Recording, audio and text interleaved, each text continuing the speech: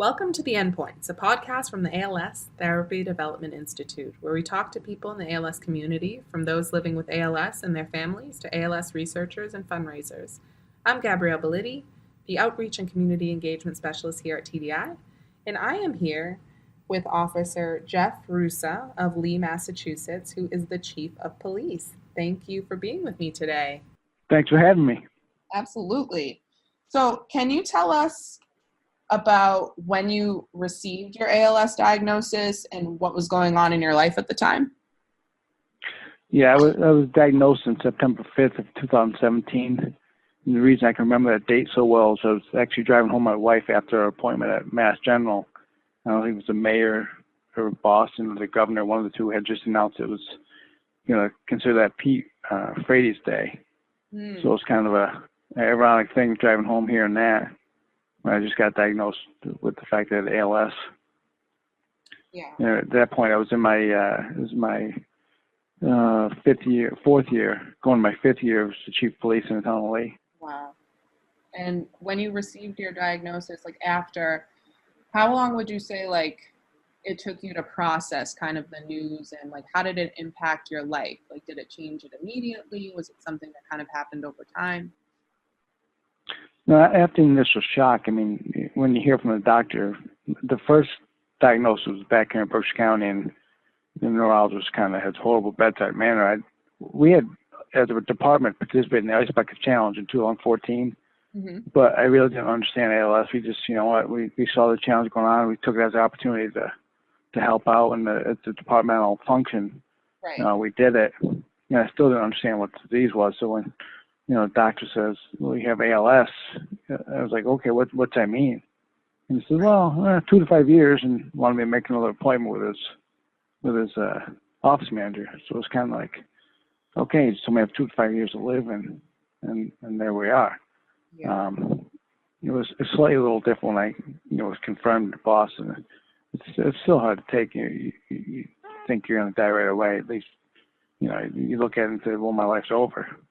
And then once you digest it, and your perspective changes a lot in life and what's important. Overnight it does. It was tough to tell our kids. I have three boys, and I told them that night. So that was one of the toughest things to do. As the Lee, Mass Chief of Police, you have strong ties to the community. What has your experience been with the community, and since you've been diagnosed, how have they been supportive? They've been phenomenal. I'm born and raised here in Lee, Mass. I've been here my whole life. The outreach and support from the men and women of the police department in the town has been incredible. They've had fundraisers. They've, gone out of their way to help my family. This is probably the best town in the United States. You can't beat a small town when it comes to support for your family and and everything else. I can't describe it. It's been incredible, especially the town fathers. I've remained in my job for 2 years, and they told me when I'm ready to leave, I'll leave. And they're not pushing me to leave, and they've been extremely supportive. And how important is that to you to still feel like you're not being pushed out, that you can still do your job? And I'm sure being a police officer is a big part of your identity. Well, it's tough for me to take because I was a very active police officer and chief, in shape, always, doing something just up for the kids. And I feel guilty about being here, to be honest with you, because I can't do the job the way I used to do it. And I've shared that guilt with the town manager, and he's, has assured me that, I'll be here as long as I want. But it's harder for me to take because I can't be in the community the way I used to be. Right. So it's mentally it's tough.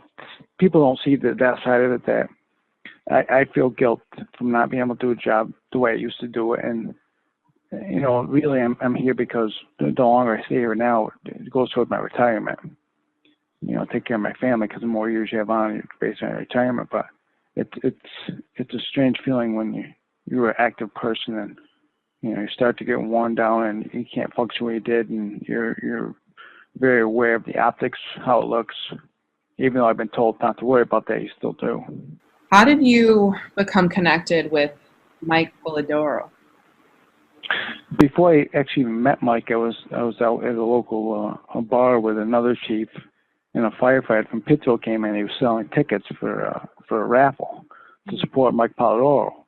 And I didn't even know who Mike was and wasn't aware of what was going on with Mike. And I asked the chief the next time who I was with us, and hey, who's this guy? He goes, don't worry about it. He's a good guy. Just buy a ticket. So I bought a ticket, not even thinking, anything of it. And then 2 years later, the guy goes, hey, remember that ticket you bought that guy? Well, he's got what you have. And they hooked us up, and we had a couple of beers and, started a friendship from there. Yeah. Yeah. And what would like to start Arrest and Extinguish? Well, I was also, I needed to do something. I did some experimental drug stuff, and I want to be able to show my kids that it's not a crap situation, to be honest with you. So yeah. I started thinking about what we could do, and just kind of was like, geez, boy, he's a firefighter, I'm a police officer, Arrest and Extinguish, and I shared with Mike, and he thought it was a great idea. Yeah, it's a great idea. Just kind of born there. Can you tell us a little bit more about Arrest and Extinguish? Like, what is it? Can you talk about your inaugural event that happened this past May in Lenox? I heard you had over 800 communities. Oh, yeah. We had a great turnout.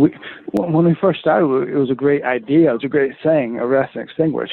Right. But boy, that's catchy, and the fact that in each professions, Mike's guys and my guys go out of their way to take care of us. Mike's guys still go see him. He's been retired for years now, and they just take care of their own. There's a brotherhood, and it's just, unless you're a police officer or a firefighter, you're never going to understand that. Some people look down on it, but they will travel for you. Mm-hmm. So we set off with a great slogan, but we were kind of stymied at, boy, what should we do for an event? Because the Ice Bucket Challenge, I mean, that's catchy and it's easy to do, and so we had to throw in a bunch of ideas about, we're thinking about go-kart races, any kind of funny thing, because we want to do something that's like social media funny that would catch on, like Facebook funny, I called it. It's got to be. The concept is that police officers and firefighters hate each other. Exactly, and me and Mike go back and forth to that because he's a firefighter, I'm a police officer, and he's a Yankee fan, I'm a Red Sox fan, so it's the ultimate. It's the ultimate, but the bottom line is we'll do anything for each other. Exactly. But we wanted to play on the whole competition because every town in America has a fire department, a police department. Right. Everyone does. So there's a wealth of, there's a big well to go to there to get people from. So we had a couple more meetings, and I think it was just the fire chief in our town, Ryan Brown, just suggested, hey, geez, we ought to do a tug of war. We could say, hey, pulling together for a cure. Like, boy, that's great. He just woke up in the morning and thought of that, so we added to the slogan. Yeah. And then we decided, okay, we'll do tug of wars and firefighters against police officers, and then we went to firefighters and police officers and EMS, and and then we had just open division because so many people want to get involved.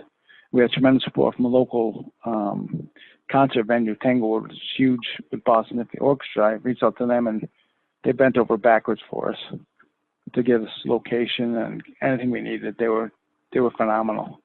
So we had a location picked, we had a contest picked, and we just had to publicize it. So we started calling everybody we knew that we met over the years, and we just started going from there to get teams. Yeah. And it seems like you had a great turnout. It's like amazing. Yeah. For having 3 months to work with, we pulled together pretty good, but we couldn't have done that without the community support around here.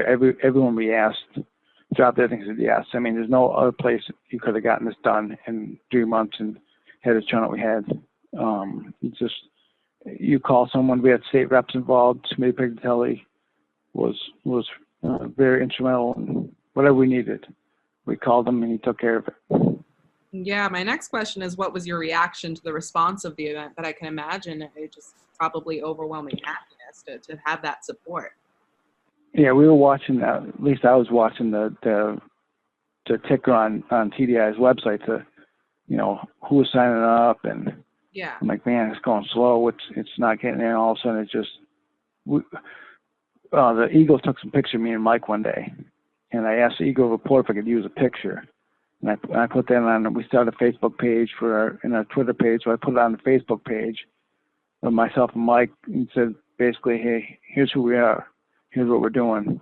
Can you help us out? And I think I got like 20,000 hits, and from there it just kind of mushroomed into teams, started rolling in. That's awesome. And how would you like to see this event grow in the future? What would be your hope? I would like to, unfortunately, since the event, we've come across another first responder in the community that's been diagnosed with it. So I'd like to double it by next year. I'd like to have more military teams there, because from what I've found out, that it's basically a military disability. ALS is so prevalent in the military. Yeah. That's considered a disability. So we'd like to have military teams who have open division and law enforcement, sheriff's departments. So I'm hoping to be $100,000 next year. That would be my goal. We already have a date picked. Tango's on board with it, so we're moving forward. And what would you say to convince other communities to participate if you had to pitch it? What would you tell them about Arrest and Extinguish and why they should get involved? Oh, because until I was diagnosed, you never thought about it, but once you diagnose ALS, you start seeing more and more people that are affected, and it's just people need people. And I think it's very tough for myself and Mike in the position we're in now to accept help. It's tough. It's tough to take the support we're getting. I mean, it's phenomenal, but we're used to being able to help people. Mm-hmm. And it's kind of crushing to realize that we can't help people. We have to rely on people, but it's amazing what people have done for us. So I think communities need to look out for each other, whether you're a firefighter, police officer. Yeah. It shows community. I think it's easy to do. It's a good event. It's a fun event if done right. Mm-hmm. We had a lot of spectators, so it's a great event to bring people together in the community. It's a great event for first responders to get out there and meet people in the community too, because there's a lot of interaction between the firefighters and the police officers and the people there. So it's a great way to build community ties as well between the police departments and fire departments and communities. Yeah, absolutely. And I think that, I can understand what you're saying, that you feel like you can no longer help people in the capacity that you used to. But I also think that when you see, a firefighter or you see a police officer, very rarely do they show vulnerability. Very rarely do you see right.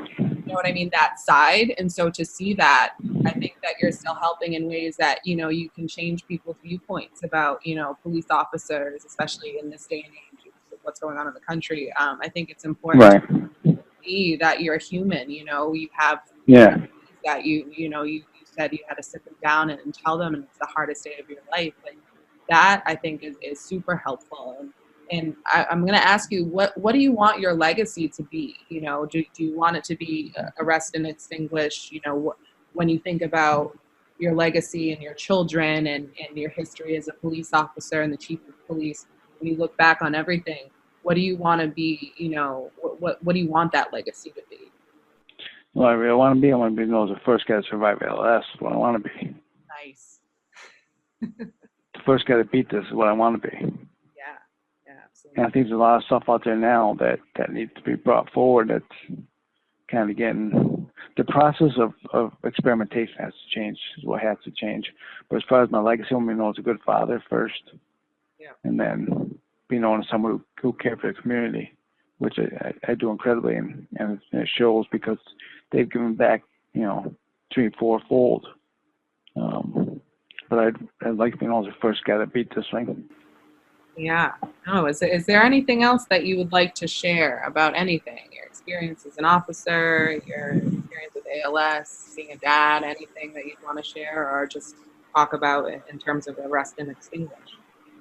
I just want to. What I like to do is bring more awareness to research.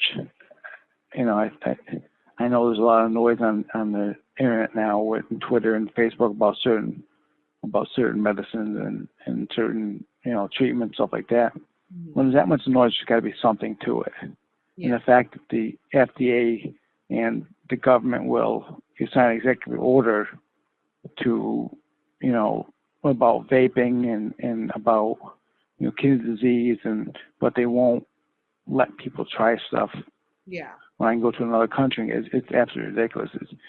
I understand the president signed the whole right to try law, but these pharmaceutical companies aren't letting people try because they're saying they don't want to have people that don't have money not be able to try it. Someone's got to step in somewhere. There's more and more people diagnosed, and I get it. There's other diseases out there too, but to die this way is, I'm not afraid of dying. Everybody's going to die. I don't want to die this way. You know, where you were once an active person, and little by little it eats away at you and takes until you can't take anymore. Mm-hmm. You know, there's no way to live a life. You know, but again, it's all about perspective. But the problem being is that something's got to change with the FDA. Something's got to change with research. The cure's got to be brought a lot faster, or not just medicines to slow it down. Yeah. For example, I did a Genentech study with a medicine, and it was stopped because of one woman somewhere had some sort of vision problem, which was one of the side effects.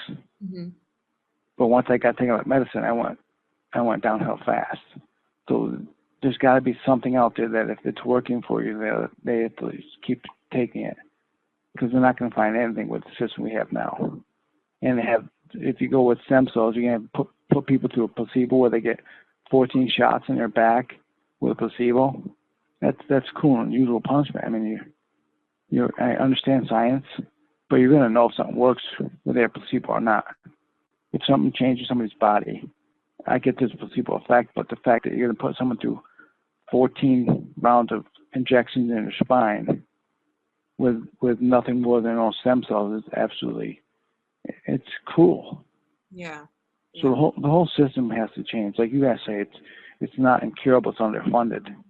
Absolutely. And there's a lot of money out there being wasted on a lot of stuff that it shouldn't be wasted on. This is just my opinion from what I see, but I feel like I have a voice because I'm the one living with it. Right. And what something's got to change about that than the people living with it? So I think you're absolutely right. You know, I think that you're right. A lot of things need to change, and you know, here at TDI, obviously, our focus is finding treatments that we can, you know, hopefully slow and stop this disease. And so, you know, we're here fighting with you, sir. And just one thing I keep hearing is it's in the pipeline. It's in the pipeline. Stuff's coming. They're telling people they have zero time that it's coming. Right. I mean, that's the word. Don't worry, it's in the pipeline. A lot of stuff's coming. So a person got 2 to 5 years, and 2 years into it. But those are hollow words, man. Right. You got to move quicker, and that's just the reality of the situation. You've got to move quicker. Yeah. Having regulations and all of that definitely got to be lifted. Yeah. Yeah. No, I completely agree with you. But I think that, you know, getting back to just Arrest and Extinguish, I think you guys got a really great thing going, and really that, you know, your town is super supportive, and I hope that more towns get involved and have the friendly, you know, competition, whether you have military personnel and exactly, you just go against each other. I think that it would be really cool. I think you guys are onto something, and I can't wait to see it grow, and I really appreciate you taking the time. No problem. And talking with us today. And we don't care what they do for competition. They can have a cornhole competition for all I care. Long as it's a police against fire, and you know, whatever you have to do. Don't be tug of war. Whatever you got to do. Right. Absolutely. Whatever you have to do to you know, extinguish and arrest ALS, we will do it. Yes. Exactly. And you have not been forgotten, sir. You are a prominent member of your community. I'm sure the town of Lee is very proud to have you as their chief. So thank you so much, and I'm sure that I appreciate it. Soon. Absolutely. Have a good one. You too. Take care. Bye-bye. To hear more of the ALS Therapy Development Institute's Endpoints podcast episodes, visit als.net/endpoints.